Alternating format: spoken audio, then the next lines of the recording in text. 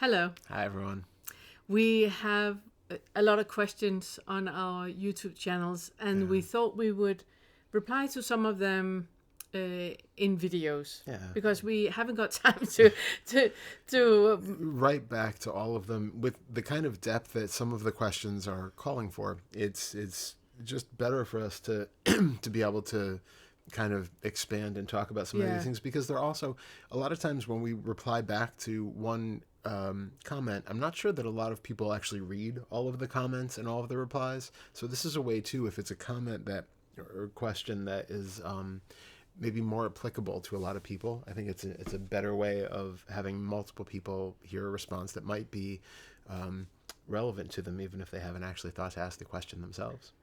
And also, we do want to reply to all questions. It is impossible because we get so many questions, but this is a way where we can pick some of them that, like Todd says, are relevant for more than just one person to see. And it's questions from both our channels. So it's here in the Awakening curriculum, but it's also on Unfettered Mindfulness. And Unfettered Mindfulness, it is our channel where we have inquiries and meditations. And I can only recommend you to subscribe and like all videos over there. And in general, please subscribe and like to everything. The YouTube algorithm favors clickbait, and we are not clickbait. We are not. We're not. So we really, really need you guys to like all the videos you watch and subscribe and share. If you see something that one of your friends need to hear, then kindly share as well. Yeah, it's a really easy way to help support us and keep our work sustainable. Yeah, So and also keep both channels free from sponsorships and advertising. Yeah. Okay. All right. First question. Our first question is from Tracy Carey. There is an intense sensation in the body that just wants to cry all the time. I've romanticized life, craved love all my life. Dropping me and the wants and don't wants, as in Fetters 4 and 5, leaves me with a nothingness and aloneness that creates so much sadness. Without love, what is there? Just this nothingness. Reality feels so empty. That's what keeps holding me back. I feel it in the body until it dissolves, only to return again and again. My initial elation of realizing it's all just thoughts and not being so mind-identified lasted a few beautiful months. Now it's this over and over. I can't go back, though, because I know it's all just delusional. Yeah. It's a really, really good question. It's a really, really good comment and really good question. And it is something that we hear a lot, that when you have that initial really understanding that there is no I, that there's just causes and conditions, there's just a repetitive pattern of everything we have experienced and how our nervous system has been formed and how we perceive everything, and it's just that there's nothing else but that gives such a feeling of peace, and it gives such a feeling of freedom, because you're no longer, it's no longer your fault that things were as they were and you reacted as you did. There's like that complete love and calm about it, and you feel that unity with everything, that this is so much bigger than just a little kernel of an I being in the universe. And for a lot of people, that goes into that wonderful, psychedelic, magical experience. And for other people, it just stays like that. But for most people, it goes away. It's like we have, peel a part of the onion and we get into the next layer. The exercises that is recommended to do is keep coming back to your body. Keep coming back to this present moment right now. And when you have that feeling of aloneness and that feeling of, how can I say, negative nothingness, that is a thought that is added to an experience. Because in this moment, there is just this. Everything we feel that makes it positive or negative is a thought. It is an opinion. So there's another layer for you to feel into. And you do that by coming back to your sensory experience in this moment right now. I love that. Yeah, because exactly what you said. When Tracy, when you say that you once romanticized life and craved love, and it was that romanticization that made, excuse me, that made what wasn't here so tantalizing and interesting. I'm assuming that, when you say you're craving love, it's because there's an idea that it wasn't already here, but that something is going to be better when I get it. Mm. And when you romanticize love, it's just romanticize life. It's just a story that we tell ourselves about it, that aggrandizes it in some way, that makes it seem more than it is on the surface. But that's because we aren't, like you said, really paying attention to what is actually here.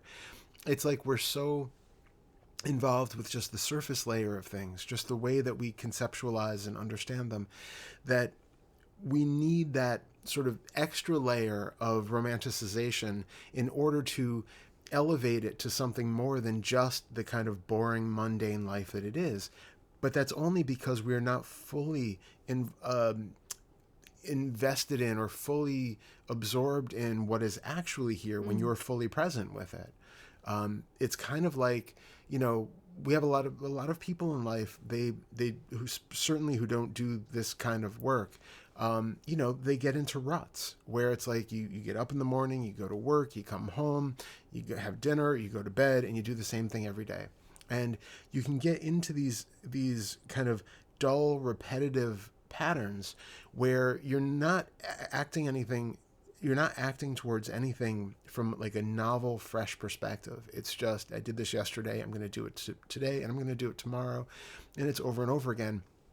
So to try to make some extra, mystery or intrigue out of that, we turn to fiction and novels and movies and things that distract us, and also like organized religion that puts this extra layer onto whatever's here to make it, give it a purpose, to give it a meaning, to give it some extra sense of story that makes this drudgery of this moment not quite so bleak. And what we're saying is that even in each of those moments of repetition, each of those patterns that you're living out day by day, when you get up in the morning and you get dressed and you go to work and you eat your dinner and all of that, each of those, if you are fully present in it, has this whole realm of that mystery and that romanticization that you're searching for and adding on to it cerebrally. It's there just in the raw experience of it. I love that. Thanks. So it's really, like you said, it's a call back to the present moment where you don't need that added thing. And if you find that you have, like you said, you had the initial, release and elation of realizing that it's all just thoughts, which also be careful that it's not just a conceptual thing, right? Like there is a paradigm shift that can come when you recognize that, yes, this is actually all just thought, and that there isn't anything sort of real or substantial underneath that, but that is still a position to be locked into. You're originally, for however many years of your life, you lived out believing that the world was real the way that you saw it and experienced it, and there was no questioning of that. Then you started doing this kind of work, and then those things started to break down, and then you had this very clear shifting experience where all of a sudden, oh my God, nothing is the way I thought it was. There is nothing substantial, nothing means anything, there's no it's all just thought. Yes, that is a completely different perspective of the world, but it's still a perspective with a viewpoint. It's still a perspective with a biased belief built into it. You've just flipped from the belief that everything is real and has meaning and romance and, love is going to fix everything, to, well, love doesn't mean anything, nothing means anything. It's just flipping into the nihilistic antipole of it. Instead, see if you can come back to the middle of what is here, like you said, without either of those labels of needing something to make it have meaning, or without it being meaningless. Those are both just assumptions and thoughts that you're adding on to the actual raw experience of what's here. So just notice that those are still thoughts that are interjecting and creating the suffering, because now you're wanting something. Even though it seems like the wanting has gone, there is still a kernel of wanting there that is trying to get something that feels good out of it. this doesn't feel good anymore. The hoping and the wishing and the craving felt good. This just open, spacious neutrality doesn't feel good. So now there's still a craving for something that feels a certain way. Mm-hmm. Can you just be with what is here, with that open equanimity, and then just see what arises out of that? No, I love that. That was really, really good. Thank you. You said something where it made me think where you talked about that having that idea that love is kind of like an add-on, and I wish that I have that life where love is present, as if that is an add-on. But it's also noticing what part of you is expecting love to be something else than it actually is. And it's the same when we talk about awakening, that very often we hear people say, oh wow, I wasn't aware that this was awakening. I thought it was going to be something else. And it's a bit that we have this idea of something being different than what actually is. How do you know that what you feel right now is not that deep, profound love? Is it because there's an add-on, a thought, like you said, that is like an add-on to it, and it is not that? And I can tell you, it will never ever be that, because thoughts is always a +1 game. There's always more to it. So even when you're there, you think it will be different than what actually is. So I really like that really noticing if what you think you want is an add-on, or is it actually here already right now? Yeah, that was a good one. Thanks, that was a good question. Okay, the next question is from Infinite Unknowing. And that is on the Unfettered channel. Yeah, this was on the Unfettered Mindfulness channel on the Addicted to Stories Fetter Workouts video. I would love to get y'all's feeling on this. Do you think there's a certain amount of focus or effort that needs to be put forth in order to see through the self-illusion, the first fetter? For the last 2 years, I found myself using non-duality teachings like videos, books, documentaries, group meetups to distract myself from actually looking internally. I decided to take a bit of a break on mentally focusing and learning about non-duality, and now life feels kind of dry and empty, meaningless. Similar. Yeah. Isn't it? Perhaps this is just the mind tricks insinuating that I cannot get anything without working hard for it. I really, really want to awaken, but not sure how to orient to it without the mind running the show. Any and all opinions appreciated. Yeah. It's very much what we just talked about with Tracy. There's this. As you know, I'm very much into the mind-body integration, because I really find it fascinating to look at how our nervous system has perceived reality in the formative years and when we were like pre-verbal, and how we were programmed is still running the show. So if you had an experience between 5 and 7 where you had that feeling of inadequacy, it could be that you always compared yourself to an elder sibling, or you always compared yourself, to other kids in the schoolyard, and they were able to do things. So you had that deep, deep feeling of inadequacy, but you taught yourself that you could do yourself out of it. If you just practice, you will be good. Maybe you were taught from your parents, if you want to do something, you just keep doing it, and then you will become, really, really good at this. Then we have this code in our mind, that glitch in our code in our mind that says that I can only achieve by doing. So when you enter something like non-duality, where what we point to is not what you can, not what you say, not what you do, but it's just in the being, it's more, you have a really good metaphor where it's like if you are looking into a lake and you want to see your reflection, and you really, really look, then what happens is that you look through the reflection and into the bottom and see all the fishes and see all the seaweed and the stones, and you might see the undercurrent, and you might see lots of other things, which is super fascinating and interesting, but it's not what we're doing. We're just looking at the surface. We're just looking at the reflection, and you kind of need to step back from a doing and just relax into what is, so you really can see what actually is here. Now, it sounds to me, and I might be completely off, but it sounds to me that you have a focus on doing. If I just hear the right podcast, if I just read the right book, then I will get it, then I will understand it. What we want you to do is take a step back and just see if you can relax into what is right now. See if you can notice that reflection that is there and not be focused and hell-bent on what you can say and do, but just focus on being what is actually here right now. How does awakening actually,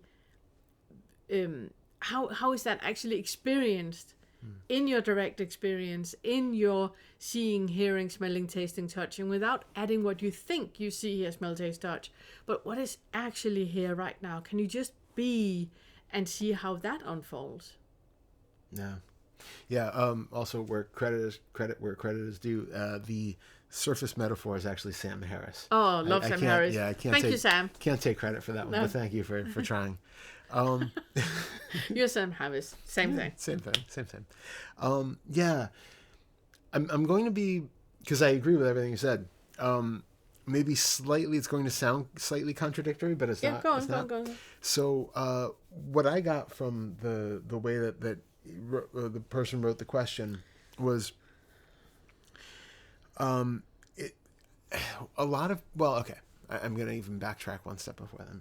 There are lots of different ways to get to whatever it is that we call awakening. And there isn't just one particular way that works for everybody. So the first thing is you do have to find what actually resonates for you. We don't want to be forceful. We do want to use like our intuition to kind of see where you're drawn. So for some people, it does, going like the bhakti yoga way works for them. If you have this thing where you like need to have some devotional external devotion. The other word isn't coming to me, but like, having that to somebody else in order to lessen that sense of personal self. For some people, that works for them. For others, it very much does not. For some people, really clear inquiry, which is the sort of thing that I tend to be a big fan of because it works for me, is super helpful and beneficial. For other people, it can seem dry and clinical and uninteresting and obvious. Yeah. And so for them, it might not be. There's nothing wrong with reading books, watching videos, and doing all of that. The one place that I would like to just caution is that a lot of people go into it, and this is like people who are doing all different paths, because we now have this smorgasbord of options out there on YouTube and in books and all of that. We can just like nibble and sample on a little bit of everything and never really dig deeply into anything. And there's always that hope that like the next video is going to do it. It's going to do it for me. I don't have to do anything. And this is where it sounds maybe slightly contradictory, but it's not, because you were still pointing to the same place. It's the video isn't going to do it. It is possible. Every now and then you'll hear some phrase or something that like, all of a sudden it clicks in a way that is new and, sparks some new understanding. And that's amazing. But it's not like where the real insight generally tends to happen. And again, it's different from everybody.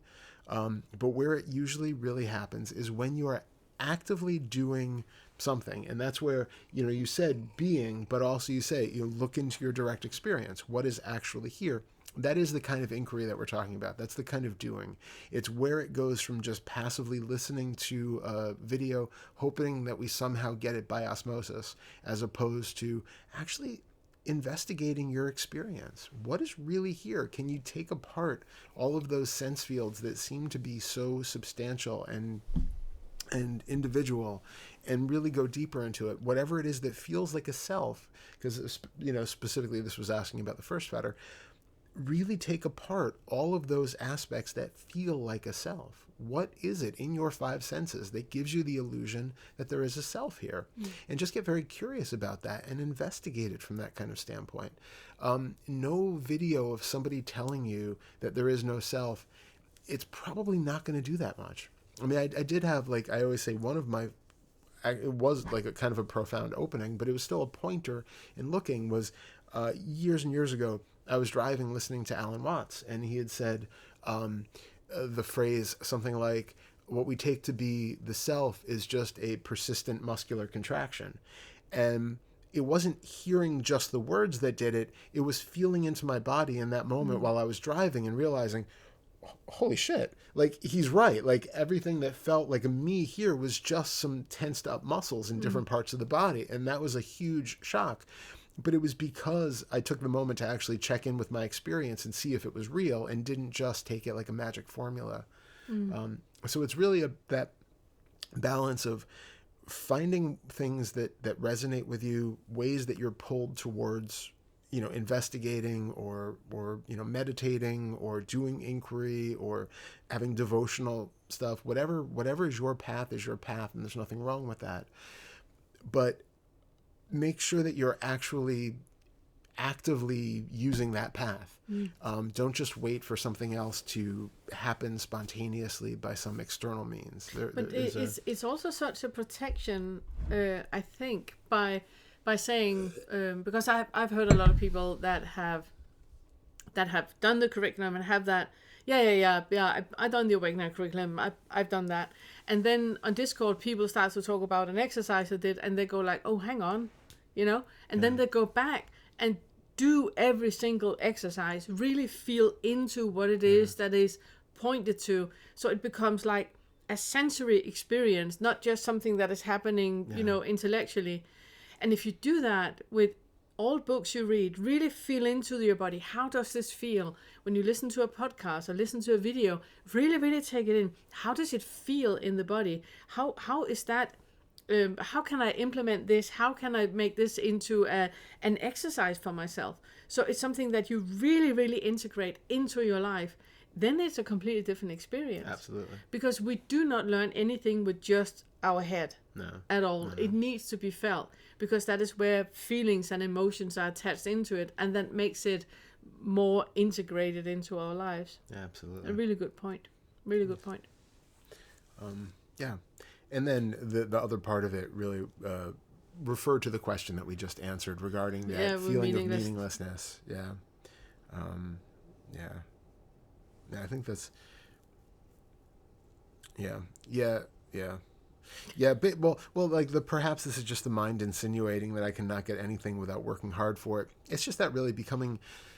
That was was the one that I really bit on, that, because to me that sentence was why I replied like I did. That when we have an idea that I can't get anything without without working hard for it, that is a program in your mind, which is back to a period that you really can't figure out where that comes from. That's why I replied like I did, because that's what I heard. Yeah, exactly. So yeah, just really getting in touch with your intuition too, and recognizing what feels comfortable and that you're drawn to without having that feeling of forcefulness can go a long way towards directing you in a direction that doesn't have that feeling. Because, like, if your mind is telling you that you should be doing something, question that. If the mind has those ulterior motives for whatever reason, like you said.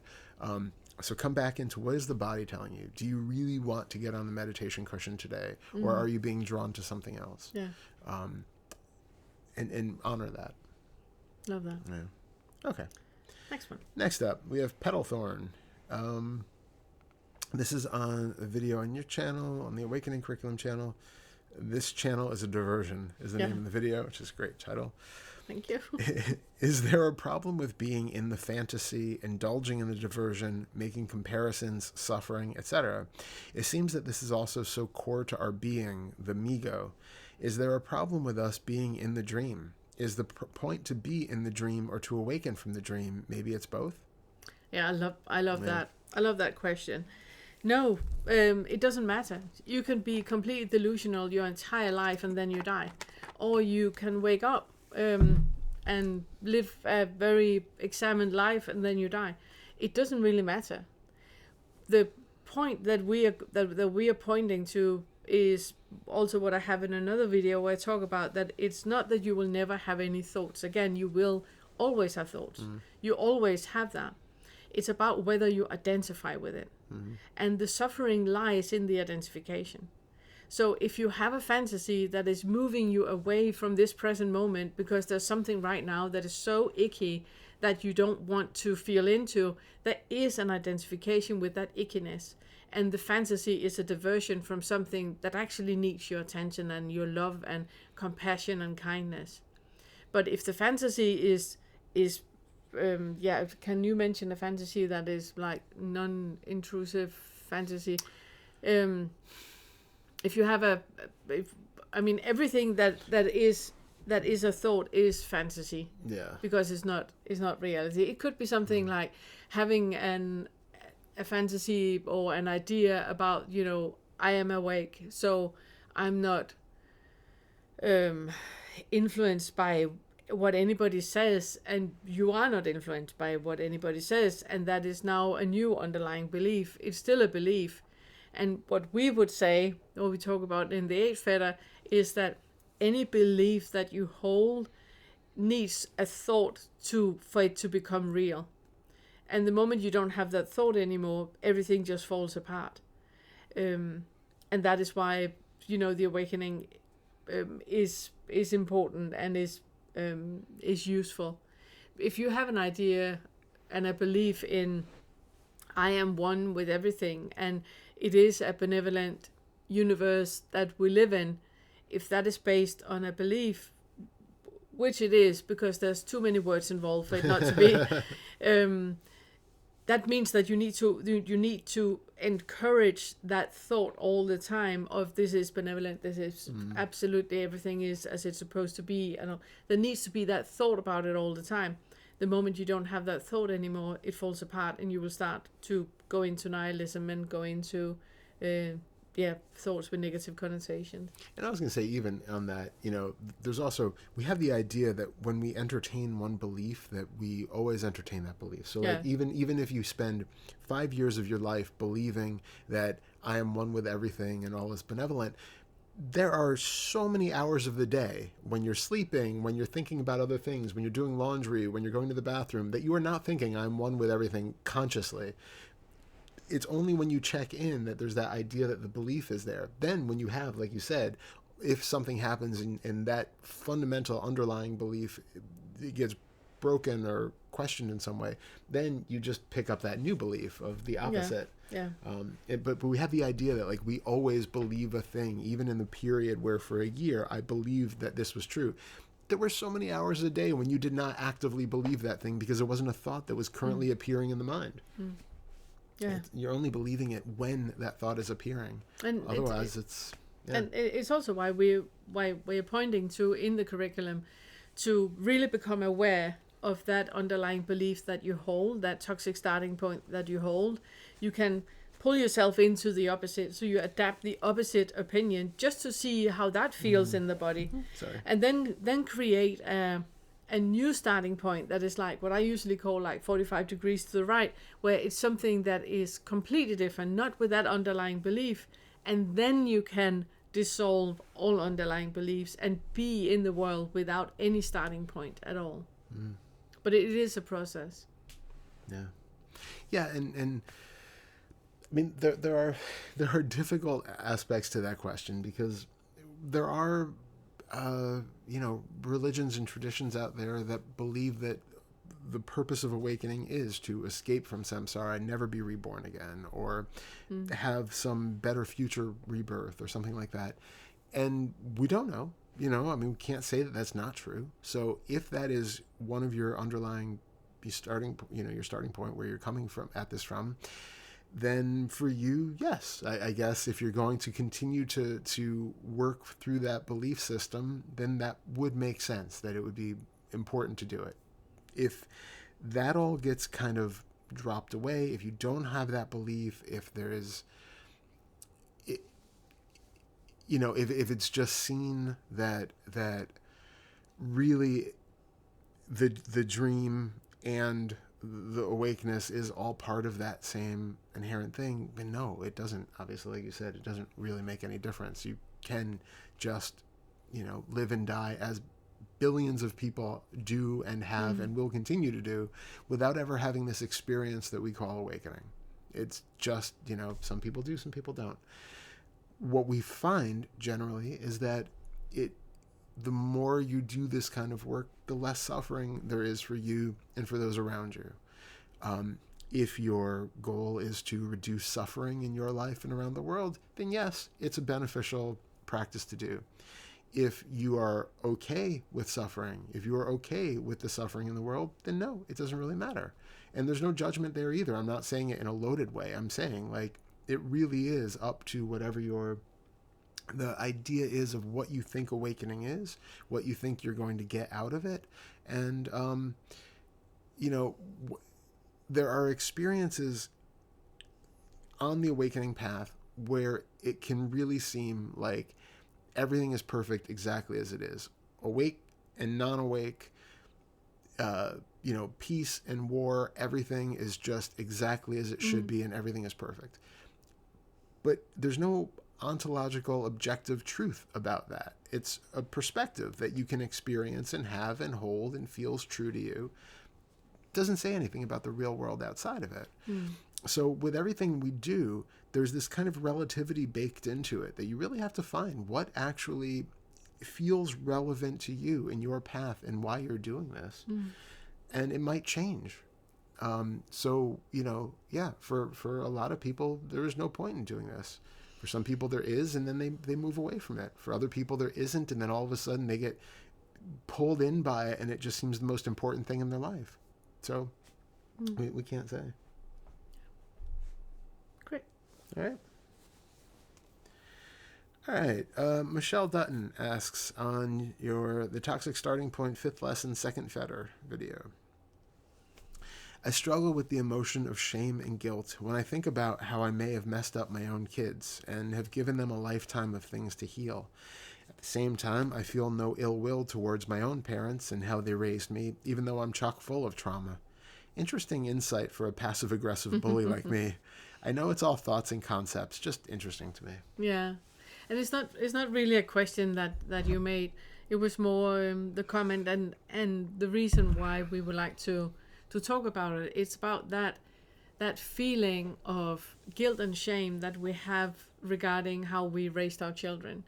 I think it's really important to talk about parenthood when we talk about awakening, because a lot of us come from experiences of developmental trauma or trauma with complex PTSD or whatever has happened in our childhood, and we are doing everything we can for our children not to experience that. The problem with that is that it's exactly what I talked about before, that we have the same starting point. So if we have a starting point that is, I was neglected as a child, so I'm definitely not going to neglect my children. I'm going to be there 100% and always. Their needs is the first thing on my list. I'm never ever going to give them that feeling of inadequacy ever. I'm going to be there on the ball all the time.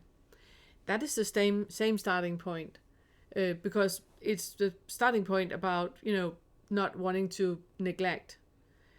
So either you do neglect your children or you vow not to neglect your children, but in that, where you're on the ball on the kids' needs all the time, you're neglecting you. So you're still neglected. Neglect is still the theme. What would happen would probably be that your children are never going to thank you for never ever neglecting you. Now they're going to a therapist because you were hovering over them all the time, and they never had the feeling that they actually had agency on their own. No matter what you do, your children will end up in therapy. If you're a good parent, your children will end up in therapy and you will pay for it. That's the best thing we can do for our kids. So what you can do instead is realize what the starting point is. The starting point is about neglect. It is about, I feel guilt and shame. So I don't want my children to have that. That cannot be your starting point, because you will just do either or, and that is exactly the same. Starting point is the same. The focus is the same. So what you can do instead is to find out, okay, what is it in essence that I want? And that is when I say find a starting point that is 45 degrees to the right. Like, you find out what is the essence of what I want my children to experience. I want them to experience a present mom. So my job is to be present with my children all the time, and I'm gonna teach them to be present with them by me being present with me, because children do what you do, not what you say. So by you being present in your life with your own emotions and experiences, when you have feelings and big feelings, that you talk about it openly, you teach your children to be present with them. And then that is now the new starting point. The next step is not to be with any starting point. And we have an interview with Hannah that I warmly can recommend you to. We have 2 episodes in it that I warmly can recommend you to watch, because Hannah has really, how do you say that? She's really good. I don't know the right word in English. She's really good at being with no starting point, where it's just that pure sensation of flow in the moment, and whatever is arising is what is arising. That when you late in the morning and you know that you need to be out of the door right now, and then you can't find the Wellingtons, for a lot of people that is super, super stressful, but that is because you have the idea and the expectation of being out of the door in a certain time. That is clearly not happening. We can't find the Wellingtons. And instead of being hell-bent on living up to that expectation of being out of the door in a certain time, you just drop it. You drop it. What is happening right now? What is present right now? You have a 7-year-old that can't find the Wellington, and now the entire world has fallen apart for that 7-year-old. Then that is what is present right now, and that is what you are present with right now. And that is being without the starting point, but just moving with what is alive right now. And you do that with yourself as well. That's great. Yeah. And send your kids in therapy. I'm not sure that I really have anything to add to that. That was really, really good. That's fine. Yeah. We'll take the next one. Okay. I just want to say thank you to all you guys that are members of the channel. Yeah. It's only $5 a month to be member of the channel. And what we do is we tend to reply to questions of members more, because we need to find some way to do it. And we assume that the ones that are supporting the channel, they watch all the videos and they're more engaged in what we do. So thank you so much to everyone that are members of our channels, both channels. Very much appreciated. Yeah, it's so appreciated, and it really, really makes it possible. It is, the only revenue we get, because we don't want sponsors and we don't want to have midstream advertising and all that. Yeah, and because we don't have midstream ads, the amount of ad revenue that we actually make on the videos is like, laughable. Yeah, you had a video where, I can't remember, you spent a year. He just published a book. He spent a year writing a book that was published, and in one of the videos he has made about it, he has earned, 19 cents? Something like that. So it's like, a year's worth, and that's what you got. So it's not from the ads we get. So it helps a lot with memberships. Yeah, thank you for that. Okay, Tim Fox commented on your video, "You are always self-referential. Second lesson in the first fetter." Hi, Pernilla. You mentioned that thoughts equal selfing, or thoughts, I think, is lead to selfing. It is true? Sorry. Start again. You mentioned that thoughts lead to selfing. Is it true that all thoughts correlate with selfing? I feel that some thoughts are not self-referential, so the selfing is not obvious. For example, there's a cat. But I suppose there is still some subtle selfing going on there, as the thought points out a difference between cat and an implicit self, so helps to give a reality to the self. Would you say all thoughts result in selfing to some degree or another? Yes. Yes. Yeah. And this is a really good example why we wanted to make this Q&A video, because the reply to you is yes. Yeah. All thoughts are selfing.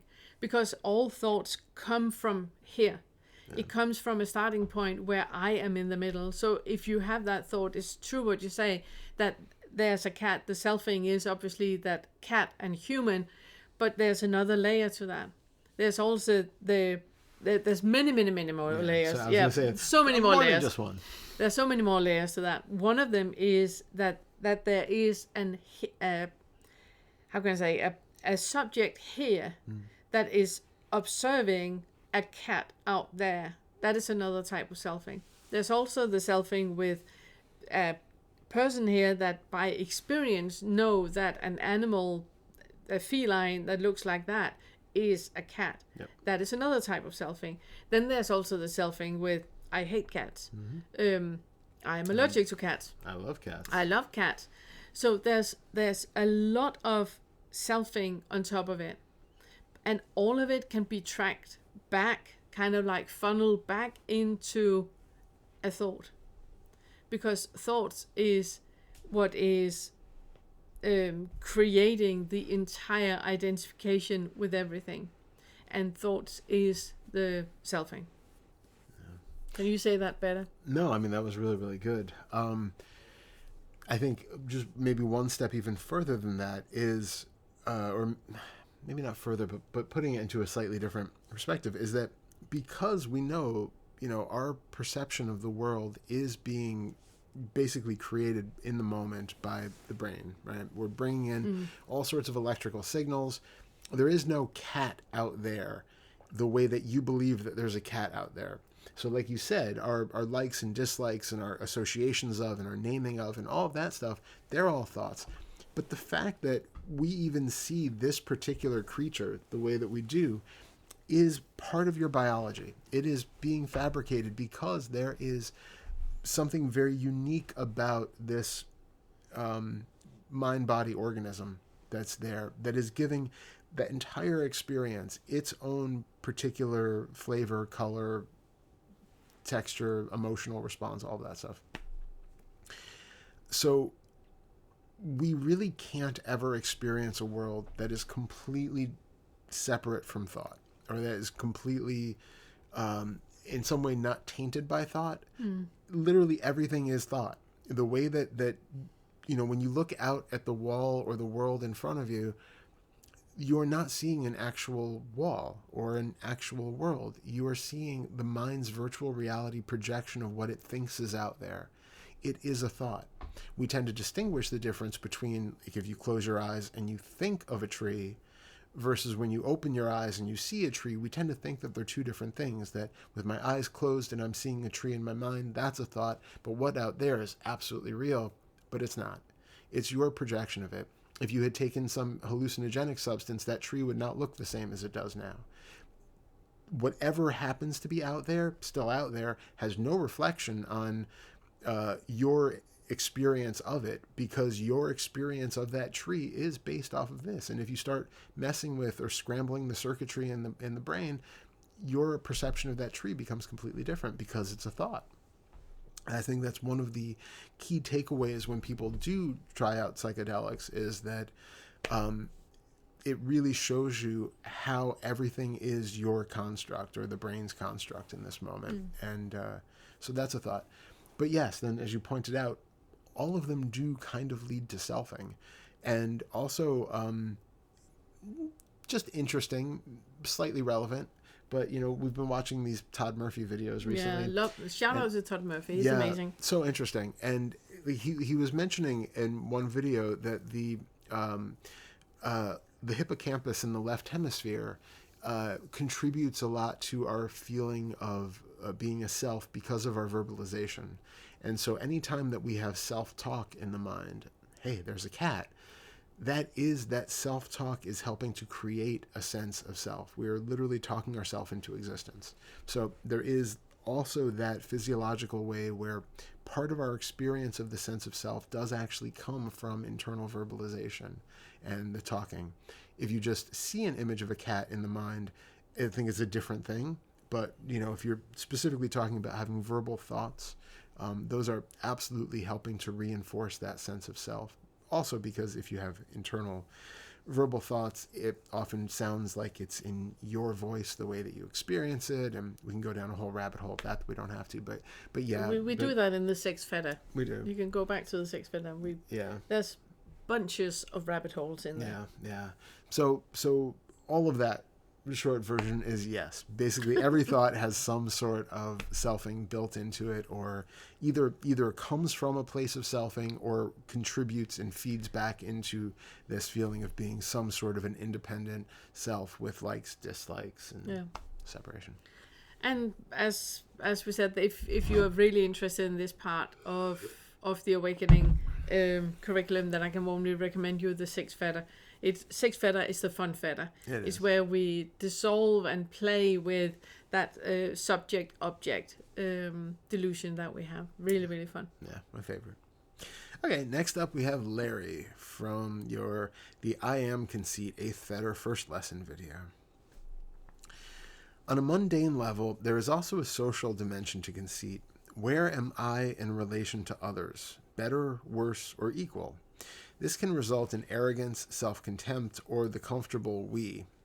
Are these issues covered in the lower fetters? Also, developmentally, do we begin with conceit, or is the basic sense of self less emotional?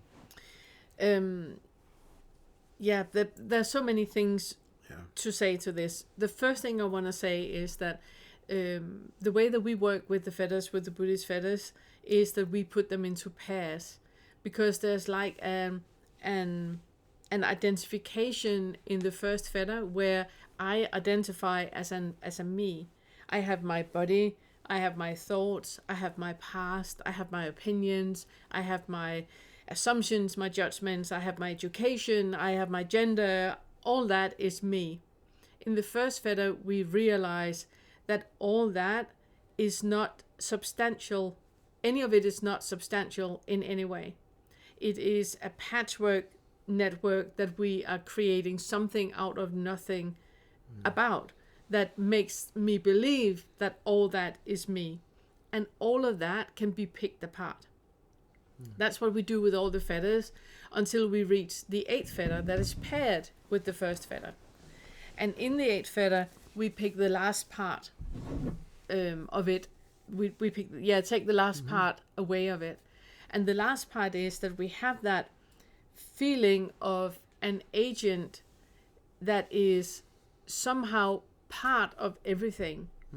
That there's like a bigger thing at play, where it's no longer me as the me Pernille here that is part of it. It's like energetically, and it's like a unity with everything. That is the conceit that we're picking apart in the 8th feather. And it's where we really look into, okay, so what is that belief about?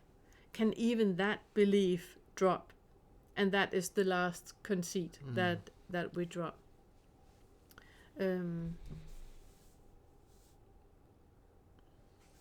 So when you say that, where am I in relation with others, that is the first feather that I would recommend you to work with. And slowly in the feathers you're working with, also noticing, but is there a difference between I and other? Or is even that also a belief, like we just talked about? Even that is just thought. Yeah, I feel like there are a few things in here where wrong one. Like when you're talking about the social dimension, I do tend to think of that more, especially the things that you brought up, like comparisons, arrogance, self-contempt, all of those things. I see that as being much more first fetter based. And thank you.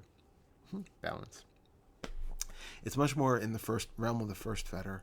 And also, I don't know if you're familiar, but I'm a big fan of Anil Seth and his book on Being You. And, he kind of breaks the feeling of self up into 5 parts. And one of those is the social component, that checking in with how I feel in relation to others looking back at me. And if you want to get like a real quick feel of that, you can just picture yourself standing in the middle of a crowded shopping mall naked. And then you see how exactly do you feel that eyes looking back, the feeling of judgment, the feeling of embarrassment, shame, all of that stuff is in relation most of the time to what we perceive as others around us looking back in, viewing us a certain way, judging us, criticizing us, comparing ourselves to them, trying to be better at them, condemning ourselves for being worse as we perceive it, all of those things. So that's very much in the realm of the first fetter, not so much the 8th. So yes, very much covered in the lower fetters. Yeah. Do you want to say more about that? Because I go just ahead. and also then when we move on from the first fetter to the second fetter, what we're doing is noticing, if we take that again, that social self that we have, that we really notice that everything, you're standing naked in the mall, right? All of those thoughts you have about how other people see you is your thoughts about you. Yep. It's not their thoughts at all. You're not picking up on their thoughts at all. It's just your thoughts about you. And even that, I think it's noisy when we put it I'm there. sorry, right. It's why I'm trying to balance it I'm so here. sorry. I just thought you wanted to see it. No. Sorry. No, it dropped it. No, that it's there. That it's always our thoughts. Yeah.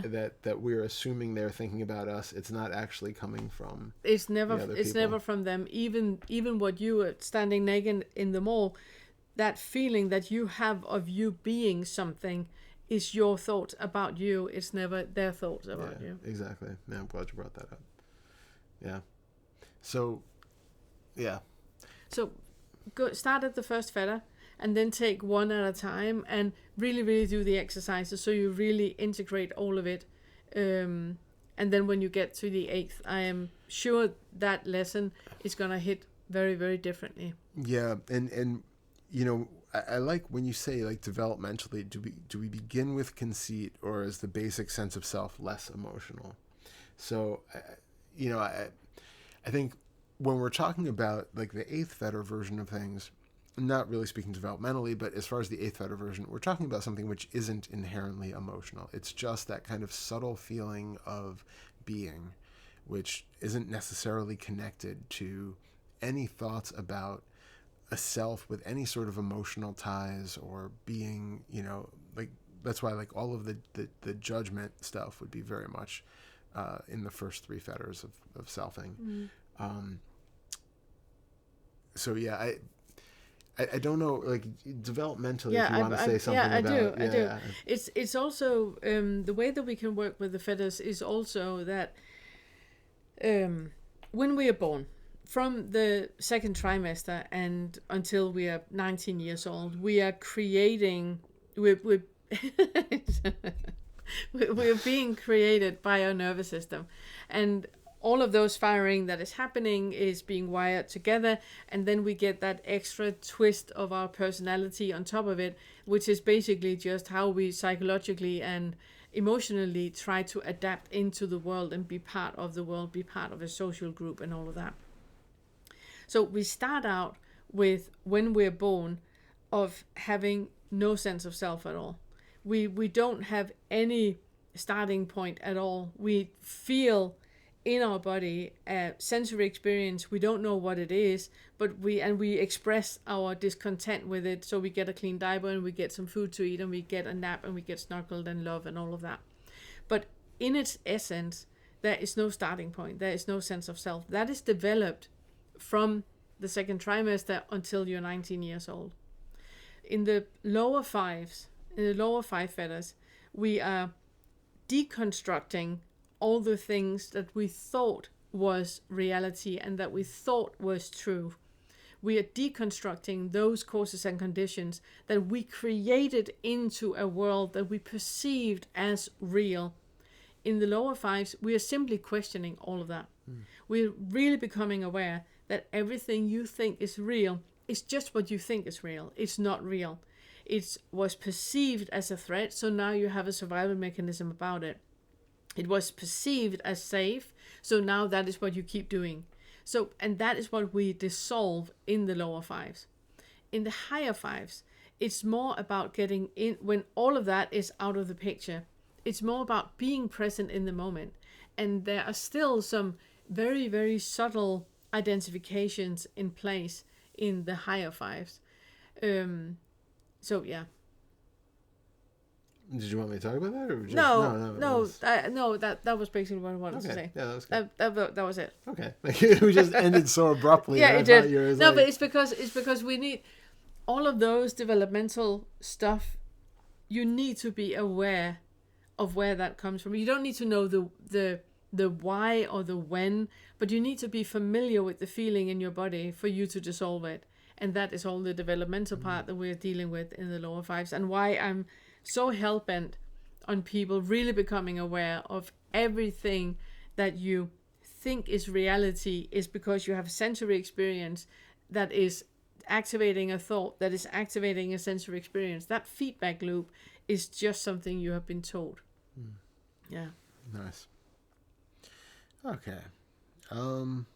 Next question is from Evie Glenka on... Is it short? Yes, it was on Your Thoughts Are Pointless. And the person asked, how to know which thought is important and which is not. Yes. Again, this was a short, and I think this short is like a minute long.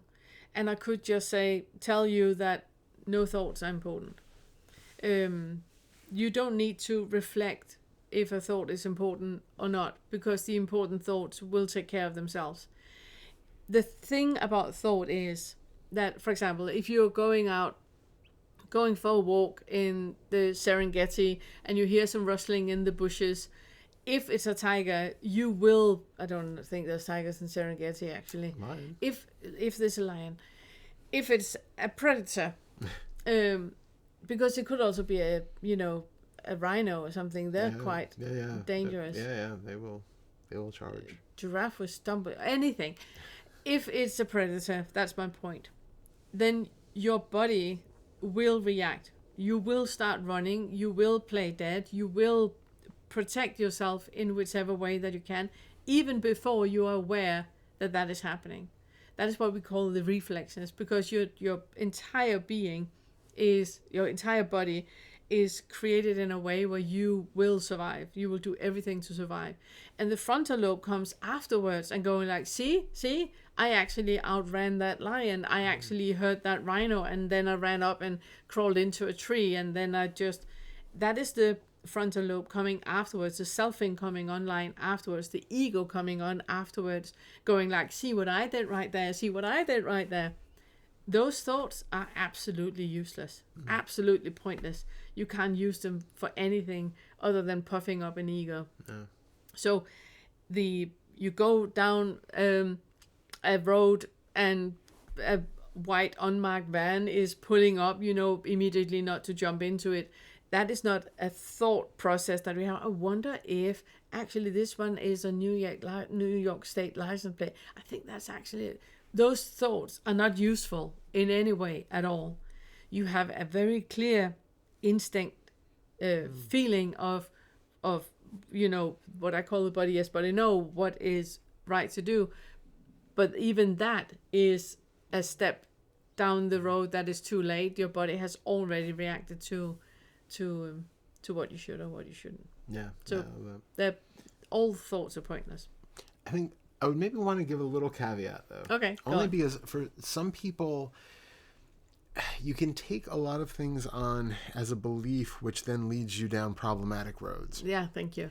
So, it's not don't take it on as a belief. No, thank you. Yeah, and it's not to say, like, if you have the option of, say, taking a new job in a different city, we're not saying, like, just flip a coin and go with that, or just, yes, it is helpful if you are in tune with the body and really knowing what feels right and what feels doesn't. That is going to be very important. I was actually talking to somebody in a session recently, and they were like planning on buying a house in a different place, and they with the whole family was going to move, even like the other relatives were going to move to this new city and they went kind of for the last time to check out this place and just felt, oh no, this isn't right, and called the whole thing off because they just really felt like that is just not the right decision, and felt such relief afterwards for not having done that. So being really clear and having that intuitive sense where you're in tune with it, that really helps. However, it's not to say that making like pros and cons lists is bad, or that, weighing out all the options. It's not bad. It's just, we need to keep it in perspective that you will never have all of the facts. You don't really know all of the pros and cons. You don't know everything that's going to happen or not happen depending on which choice you pick. All of that is completely unknowable. We're only basing this off of the small amount of information that we have. But there's also something, and this is where I don't know whether it's because there's like some, feedback loop of the brain testing things out, and then, like you said, like most of the time after you have done something, you'll have that the frontal lobe will take credit for whatever it was. But I don't know if in the process of making a decision about something, if there is some kind of feedbacking back and forth of, stuff that bubbles up to the conscious mind actually influencing the stuff that's going on in the subconscious mind, and if there is kind of a talking between the conscious and the subconscious in that way. So it's not to say that there's absolutely no value to that. We don't really know at that level. There might be some kind of hashing out, like we do know if you really want to like figure out a math equation or something like that, you consider it, I want to figure this out, and then like go to bed, let it go, and the subconscious works out a lot of these things on its own. It's how I wrote my books. Exactly. Yeah. So when the thing is ready, it does come out. But it's not to say that there isn't some benefit in that first thought about, I want to write a book about blah, blah, blah, and then set that aside. There seems to be something, we don't know. Maybe that I want to write a book about is also just something that's already bubbled up afterwards that, rises into the conscious mind as a byproduct. We don't really know. So really, I think what we're saying is take all of the thoughts with a grain of salt. Use the mind where you are using it and it is not using you, so to speak. So like, I need to make a decision about whether to move and take this job. I'm going to sit down for the next hour and write out this list and think about all the pros and cons. And then I'm going to go about my day and not be completely taken over by all of these intruding thoughts about it and worrying about, well, I feel this concern in my gut about, if I do, well, but then what if I don't? And then you can go down those like doubt spirals that just go back and forth and get you nowhere except for into more and more feeling of unease. So it's like using it as a tool that has some limited efficacy, but know that you're using it as a tool and then let it go and not be overtaken by it. And then know that most of the time stuff that comes up is just irrelevant. Yeah, I love that. Love that. Yeah. How many more do we have? 2. 2 more. Perfect. 2 more. So Life says to Why Are You Reacting After Self Has Fallen? Episode 2, Practical Non-Duality. Great work and contribution to the awakening process. Thank you. Thank you, dear.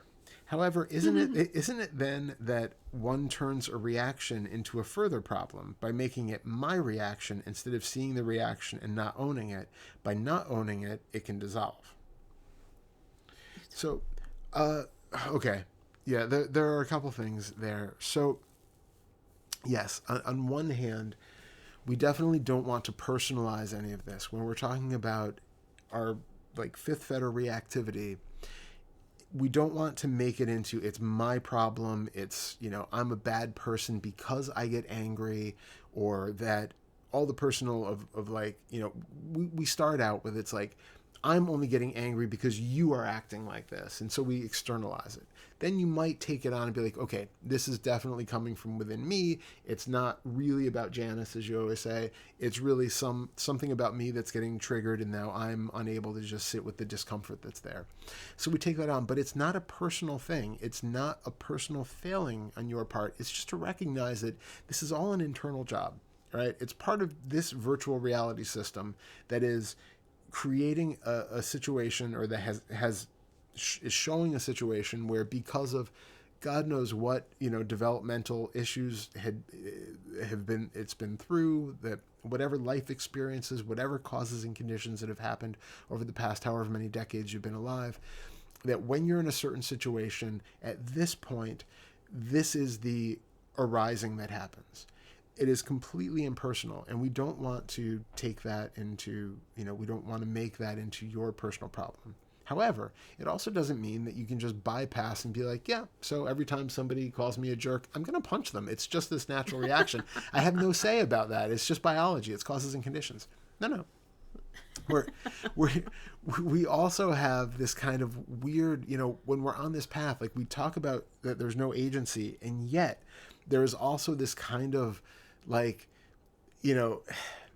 this is where we run into these weird contradictions, because yes, it is all causes and conditions. You're hearing the option of doing fifth fetter work is a new condition that's changing the system. The spontaneous memory in the situation of being triggered is a new condition which leads to a new outcome of not punching somebody, of taking a moment to like feel what's in the body and feel that activity that's there that feels really uncomfortable, and recognizing like normally I would do something to avoid from feeling this and to distract myself from it, and punching somebody has always worked in the past, but now I realize I don't need to do that. Oh my God.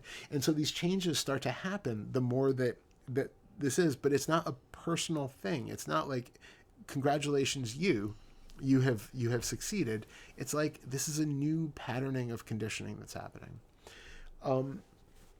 However, like when you say, because you said, however, isn't it then that one turns a reaction into a further problem by making it my reaction? It's the difference there, at least the way that I hear the question, is that it sounds like you could run into bypassing territory where it becomes that, like I just said, it's not my problem that I'm not personal about punching people. It's just the way that it happens. That's there is a sort of truth behind it if we take it from the everything is causes and conditions and there's no free will kind of angle. But it's not an excuse, because we have this new information in the system. And hopefully once these things have started to kind of work in and the work is being done, that won't be the only option anymore. New options come up on the table, and then new things arise.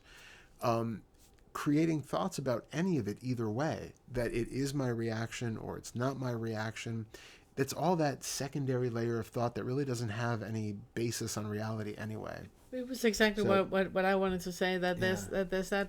Can I say? Yeah, please. Yeah. It's that part about creating something out of nothing. Yeah. That if you have that idea that there is a reaction happening in the body, but I'm not going to create that into my reaction, I'm just going to let that reaction be as it is. That is what Todd says is bypassing. You're creating something out of nothing. You're making this reaction into something bigger, as something that we should just leave, like being angry. It's just a reaction. Throwing a chair, it's just a reaction. It's completely fine. There's no I doing it. There's just causes and conditions, and I'm throwing a chair. What we are saying is, if there's a reaction, there's selfing. Mm-hmm. Because reactions are not just happening. You did not happen in a vacuum.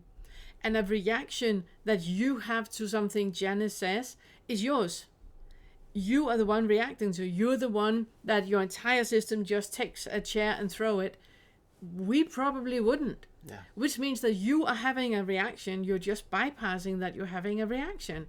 You're just saying that, no, but this is just happening. That's a lie. It's a lie, because otherwise everybody would take a chair and throw it. That reaction is yours, and that needs to be owned. You need to really acknowledge that there is underlying stuff happening that you refuse to acknowledge is there. There is accountability. If you react in any way, there is accountability. There is someone who is reacting. There's someone who is protecting something. What is that all about? What is that all about? Look at that. Yeah, I think that's pointing to something really important too, is that when we're talking about, like, on the ultimate level, that there is no free will and that things are just happening the way they're happening based on causes and conditions, the question is that actually your experience, or is that just a belief that you're harboring and using to create new justifications for doing or not doing things? I love, there was a guide through LU years ago, Vivian, who I had heard her say on something, if it feels like you can do something when it comes to like inquiry, like why do we inquire if there's no free will anyway? If it feels like you can, then do it.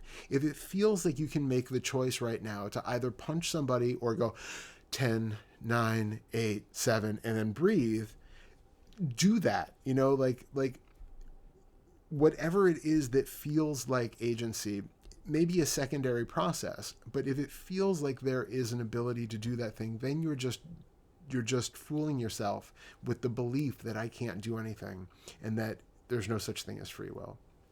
Don't even take that on as a belief, and see what happens in the moment of that the reactivity is happening or about to happen. Does it feel like you can make the choice to either react or just tune back in and sit with the sensations? And if it feels like there's a possibility there, then try that. Go with the doing the inquiry and doing the work, as opposed to just falling into that trap of, I believe that it doesn't matter either way, so I'm just not going to do anything. But I just want to zoom further in as well. Yeah. And I know I might just be repeating myself here, but zoom further in, because I know people who are awake that will react, and they will say, but I can't do anything. It's just happening. That reaction is just happening. Somebody says something and I just react like that, and then everything is fine. What I would like for you really to explore is ask yourself, does everybody on the planet react like this? Is this the equivalent of putting your hand on a hot stove? Do everybody reject their hand, or is this a you thing? And if this is not something that the entire world react in exactly the same way with, then it is a you thing. And you might think that you just, reaction is just happening. But if it's not something that everybody does, it's not. Mm-hmm. It's not. It is a you thing. Yeah. Okay. All right. Excellent. Last one. I just want to say thank you again to everybody that are asking these questions. And also thank you if you're still sitting and watching this. Thank you for that as well. Okay. Last one, we have Monica Kroll, who commented on your... Oh, yeah. That was another short. Short. Yeah. Are you sure they did what they did? Something out of nothing. Yeah. Yes, I am sure they intended what I felt. A little mean intention, but because we live in a dishonest world, people will deny it. I deny it. For example, I was a bit irritated in a shop and repeated my name a bit loudly to the shop assistant, who kept on not getting a letter. She was irritated from the day, I guess, so she straightly said, I know you guys think we're stupid. I said no, although in that moment the truth could have been that I did think for a moment that she was stupid, but we don't admit such things. Although we could be more honest and polite at the same time if we were conditioned to behave so, I could have said, yes, for a moment I thought you were stupid, but in general I don't think you're more stupid than myself. Most people are unconscious, so we're reacting, not responding. This one was from a short where I say that whatever you think other people did is something that you think they did. It's not what they actually did. And the reason we have it in here, Monica, is because you have that, you're convinced that what they did, they actually did. Mm. With the curriculum, what we're working with is for you to really, really become aware of how much is what you think is happening and how much is actually happening. And in the comment that you have made for us, there are so many examples of what you think. Mm. For example, when you say that you were a bit irritated in the shop and you repeated your name a bit loudly to the shop assistant who kept not getting a letter, she was irritated from the day, I guess. Mm. That is you assuming something on behalf of the other person. You don't know. You have no idea what is going on. But how you assumed that she was irritated from the day, that is why she reacted like she did, was then your post-it. And that was what everything else that happened after that was built on, which was not anything about the present moment. It was nothing about what actually happened. You also, when you say that that people, they react with a mean intention, that you say something and people, they react in a certain way, they do that on purpose. They react like that on purpose. You don't know that. You don't even know that they've reacted the way that you thought they reacted. Yeah. Because that is still just how you thought they reacted. It's not real. Yeah. If we twisted it around and asked them, it might be about something completely different that is not even on your radar, because you have no idea what is happening in another person.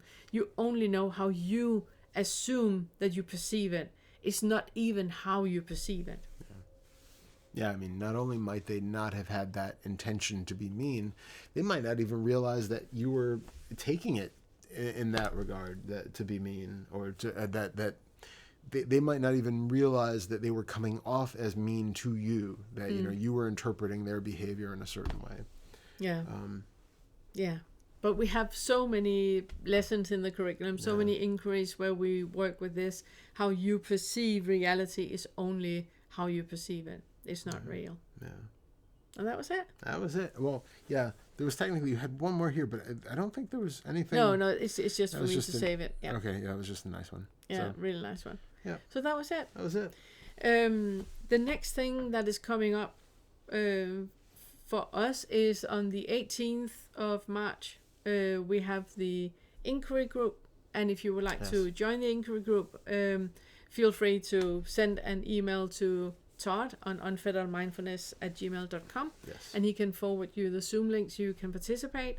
And then on the 31st of March, we have a 7-day, full-day workshop that is going to be a lot. It's about the mind-body integration. It's about all these things that we have talked about today, with really, really noticing what is the underlying causes and conditions that are giving you that feeling of a separate self, giving you that feeling of an I being here, where we are in the workshop dissolving all that. And you can participate in the workshop if you want to. And if you're watching this video after the workshop has been, it's still available. You can purchase the video, the entire workshop. Yeah.